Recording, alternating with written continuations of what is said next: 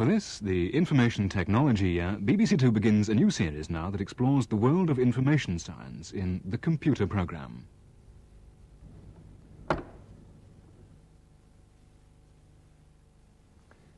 You may have noticed 1982 is Information Technology Year. There's a Minister of Information Technology, and the government is even spending a great deal of money on publicising it.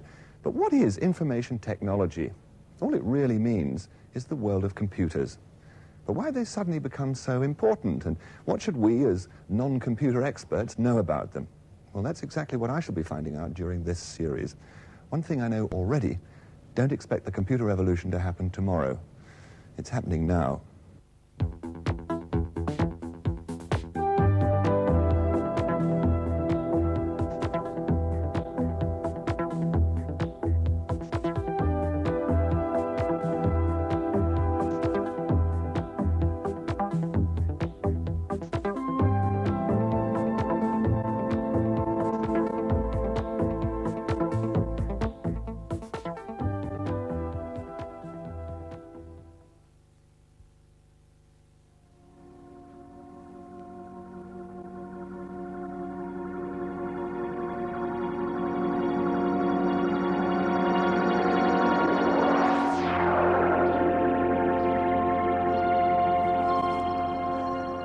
For many centuries, man has searched for tools to help him with complex calculations.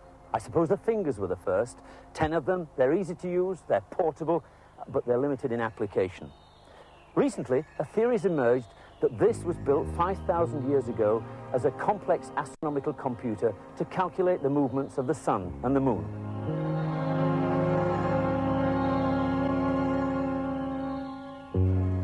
It sounds hard to accept, but if this really was a computer, I thought it'd be interesting to compare it with one of the early large-scale computers that were around in the 50s. There's many similarities. Firstly, very few people understood how they worked. At Stonehenge, you had to be a member of a hierarchical priesthood, and it took several years before you learnt its secrets. On the early computers, you had to have a degree in mathematics before you were even allowed through the computer room door. At the time Stonehenge was built, the society was mainly agricultural. Forecasting the seasons was vital. From the position of the rising sun in relation to these stones, the approach of spring and winter could be forecast. But if you wanted to reprogram Stonehenge to base the calendar on lunar cycles instead, the stones would have to be moved. It didn't take much less effort to reprogram those old, unreliable 50s computers, and within 10 years, they were replaced. Stonehenge lasted 1,200 years, but eventually it too became redundant. This morning, we can see the sun, but the climate changed, and no longer was it visible on enough days to justify its existence. So it was abandoned and left to what it is today, a mysterious but rather magnificent pile of old stones. It was obviously important for a farming community to predict the seasons, but forecasting the weather was quite another matter. The trouble with the stones was their inflexibility. A modern computer can be used for a wide variety of applications, some of them extremely complex. For example, a prediction of weather patterns for the whole globe up to 10 days ahead can be produced in just 4 hours. The European Weather Centre has one of the fastest and most powerful computers in the world. Its capacity for work is colossal. These metal megaliths have within them the power to collect weather information from all over the world of temperature, pressure, humidity, and so on, and process them at the rate of 50 million instructions per second. And then with a great primordial burp, out comes the weather for the next 10 days.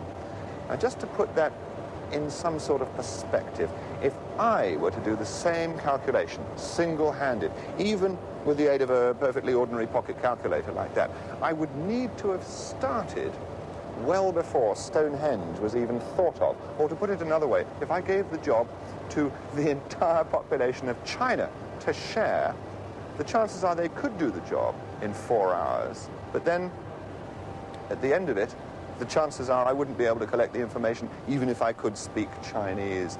Now, this here is the center of this colossal machine. This is the Cray. And you get the feeling in the presence of a mighty machine like that, that somewhere around the corner there lurks a high priest in white robes who's about to make some ritualistic sacrifice to appease the beast. But one of the purposes of this television series is to demystify computers. And so we can say, for instance, that a personal computer like that, which puts computer power within the reach of everybody's pockets, is highly advertised, is quite capable of doing the same sort of job, as the same function inside, more or less in principle, as that does. The only difference is that it does it slower.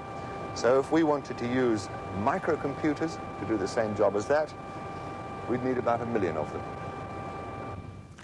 And in fact, there are over 100 different makes of small computer now on sale in Britain. You can't have failed to notice the ads in the papers for them. Look at this one. Familiar faces make them seem the answer to the businessman's problems. And you don't need a degree in electronic wizardry to use them, it says. And this supplement has no less than 5 ads for them. And they're all of them clearly directed at the family. Look at that. Give your child an unfair advantage at school. And there are many specialist computer magazines on the newsstands. Again, full of very tasty adverts. Inside a day, you'll be talking to it like a new friend, it says. And now they're even starting to appear in their own TV commercials. Outer space! But that's just the beginning. Be the computer with the numbers game. Or even compose a symphony. There's over 36 different cartridges. And when you've mastered them... And even when you leave the house, you can't get away from them. There are shops in the high street where you can buy a pet, an apple, an acorn, a tangerine, even a new brain. In fact, computers suddenly seem to be everywhere. I bet there's hardly a pub in the country which doesn't have a couple of computers in the lounge bar.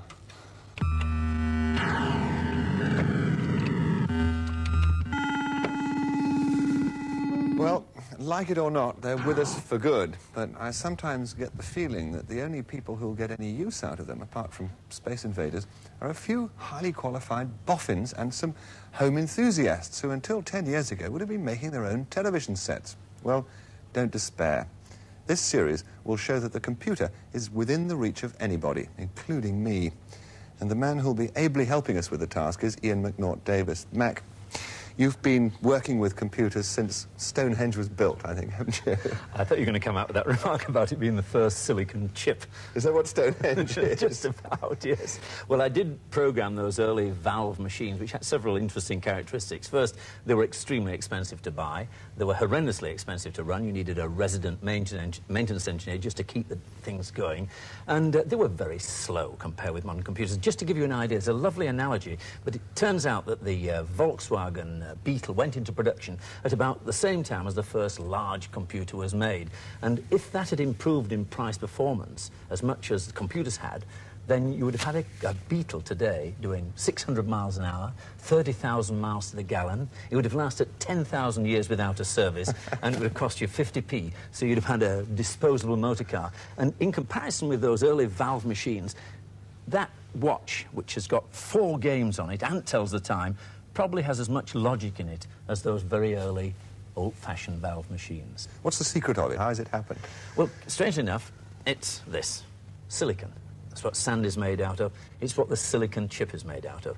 And unlike oil, we're not going to run out of it. Every country's got some of it, and it's extremely cheap. For example, the power of this machine here, which is a fairly sizable mini-computer, mainframe computer, one day will be on a chip. You'll get the same power out of a chip as you have in this mainframe computer. Amazing. And that will happen in a very few years' time. Right. Well, even before that day comes, computers are still doing some pretty staggering jobs, many of which we take for granted and which would simply not be possible without computer power. They range from the obviously worthwhile to the downright sinister.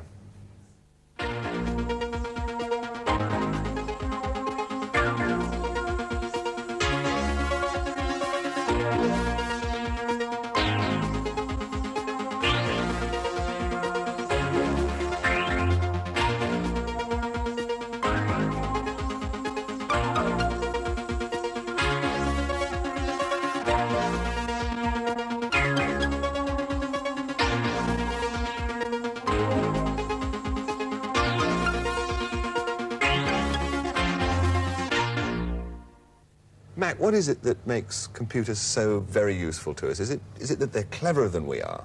Now, they're quite stupid in many ways, but in certain ways they are very clever. They can handle a vast amount of information, and they can handle it very rapidly. And what's more, they can keep on doing it without making any mistakes, night after night after day after night and so on, which we can't obviously do. Right.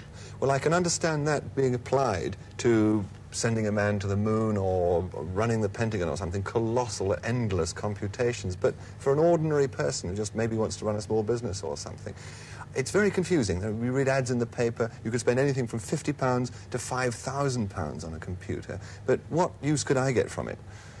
Well, of course, many of these are set up to show games. This one here, for example, and you can play silly games on them. There's a very important educational element of learning how to program these computers. First of all, it's fun, and people enjoy it.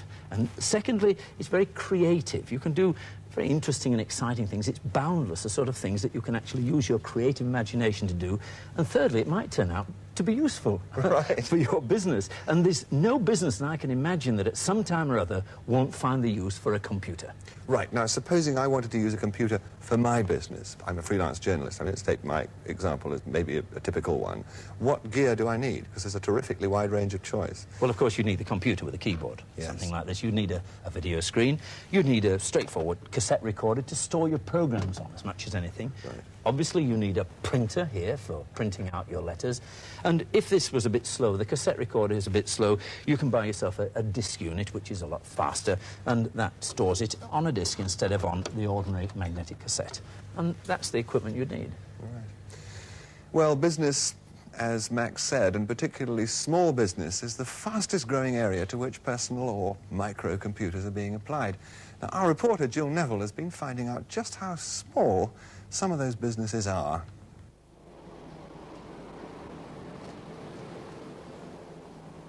Buying sweets or chocolates always requires serious study. There's so many different sorts to choose from. Those are 10. Those are 10. Or you've got something there at 6pence. Because there are so many varieties on the shelves, the shopkeeper must do an awful lot of bookkeeping, both to check the stores and to keep up the orders to all the suppliers.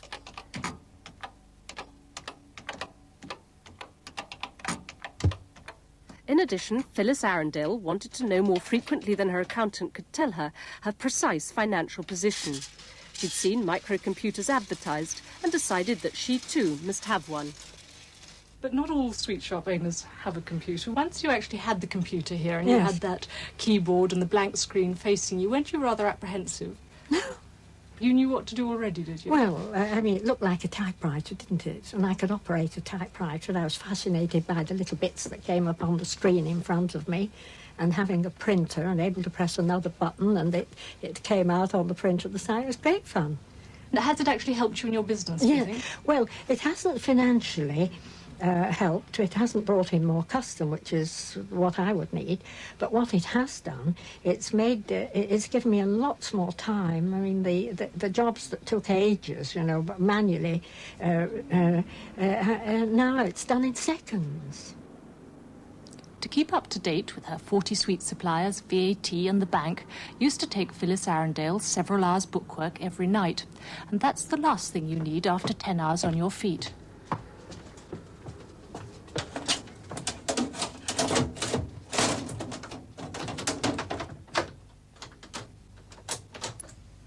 Now, at the end of each day, it's simply a matter of checking the day's takings and entering them and the invoices into the computer. Once a week, she also enters details of any transactions with the bank, and the computer will then give her an up-to-date statement of her current financial position. Right, shall I do next? This first. Because she'd found it so useful, Phyllis thought that a computer might help other people with small businesses. So, a year ago, she started up a computer service to take over their paperwork, allowing them to get on with their jobs. Do you think, the computer side of your business ever taking over from the chocolates? I hope so. Yes, it'd be great fun, because at the present time, the chocolate, this business is sort of going down because we've got a new bypass and it's affected trade. And in any case, I find that more exciting. I find the computer business much more exciting.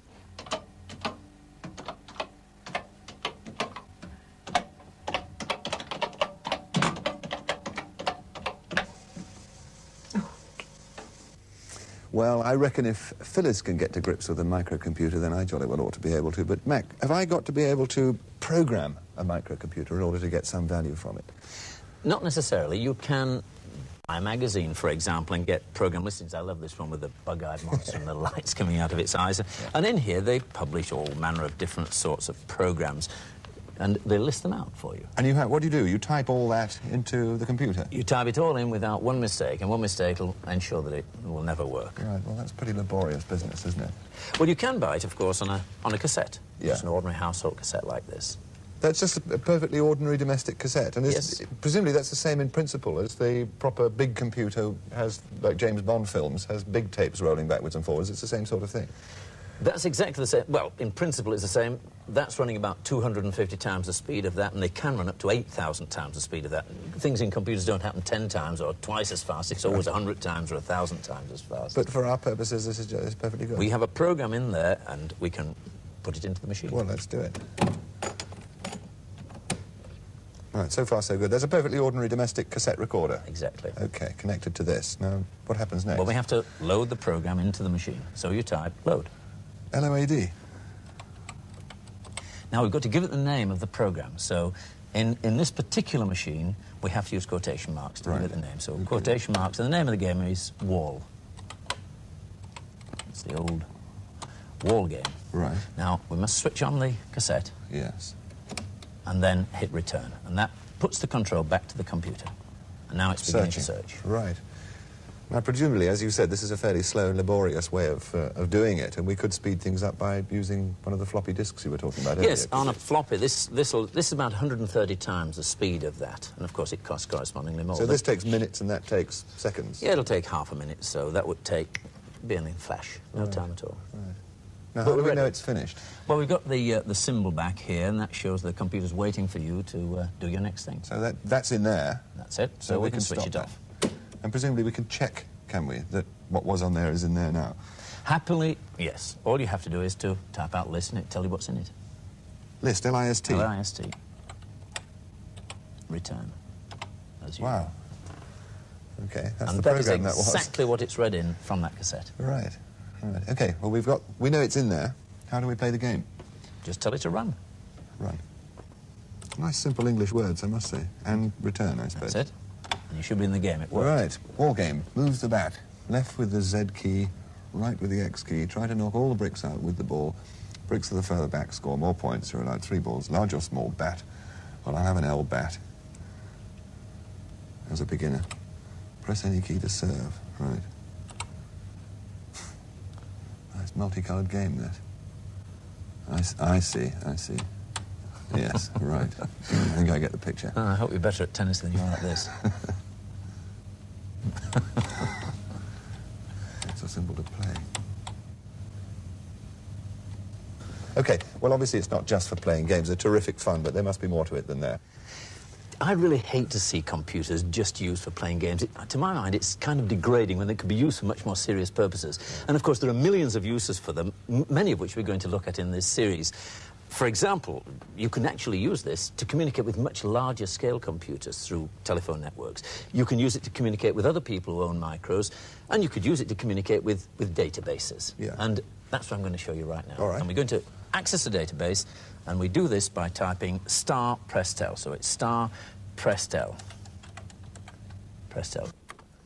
We're now dialing Prestel automatically through the ordinary telephone lines, and we can access enormous databases, everything from the current share price to weather forecasts and so on.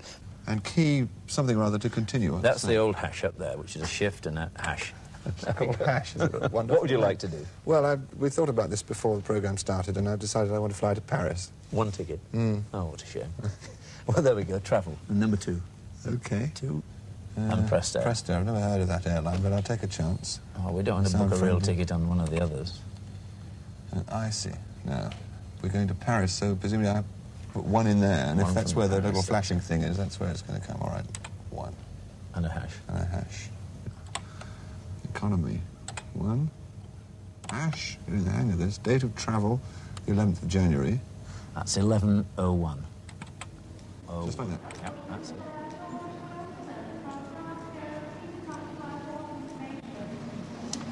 Well, here goes. I hope it works. Good afternoon. Good afternoon. Now, I hope you've got a seat for me on the 6:30 flight to Paris this evening. Right, sir. Can I have your name, please? Sel, S-E-R-L-E.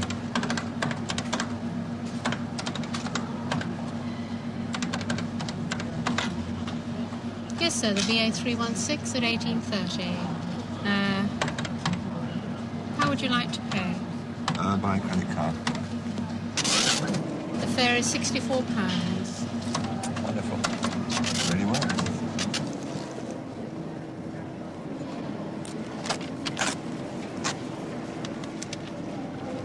This flight is now boarding at gate 25. Well, obviously Heathrow is computer land. And planes now fly with so many passengers over such colossal distances, at such enormous speeds. Airlines depend now completely on computers, because the only way they can sell tickets reasonably cheaply is by having full planes. And the other luxury of this colossal computer network is that I can cancel at any time I feel like it, right up till 5 minutes before the flight closes. And anybody else in the country or in the world can have the same seat on the same plane. What's more, without computers, the chances are this ticket to Paris could cost as much as £1,000.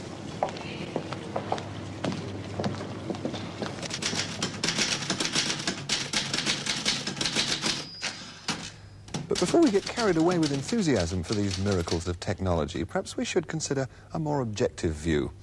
Author and journalist Rex Malik has been observing and writing about the computer world for more than 20 years. And where does he think it's leading us? It's leading us to major change. Some would say as unprecedented change has occurred during the first industrial revolution. Now, if you're going to understand the nature of that change, you'd better understand something of the nature of the technology which fuels it. In this program, they've shown you the Cray 1, the Weather Center computer, a supercomputer. Yet, in comparison to what's to come, that isn't even the equivalent of a Model T Ford. The Japanese have just started a program to build a computer 100 times as powerful. That program, they say, will take about 10 years. Okay, so it slips, say 20. That means very simply that at the end of 20 years, almost everybody will have one, or access to one. Now, why? Well, because it's going to be made out of microelectronics. And it's in the nature of microelectronics that 90% of your costs come up front, i.e. it costs you 90% of the total to build the first one. Thereafter, you can shell them out like peas. So, everybody has one. That means that a 15-year-old at school today, by the time he's 35 to 45, is going to have almost unbelievable brain and memory power added to aid him in his work. And there's another question. What people are going to use it for? Well, in fact, you're going to find that most of the time, that computer's going to sit there idle. It's going to be parked, just like the cars, parked at the curb. Sometimes it'll go to top speed, but very seldom. Now, the question now becomes, it's not that do computers have social consequences? It is, what are the social consequences of computers? What are the issues that are raised? And remember, we're talking about a computer of 100 times the most powerful computer on the planet, and yet it's essentially built out of the very same technology that Chris booked his holiday on.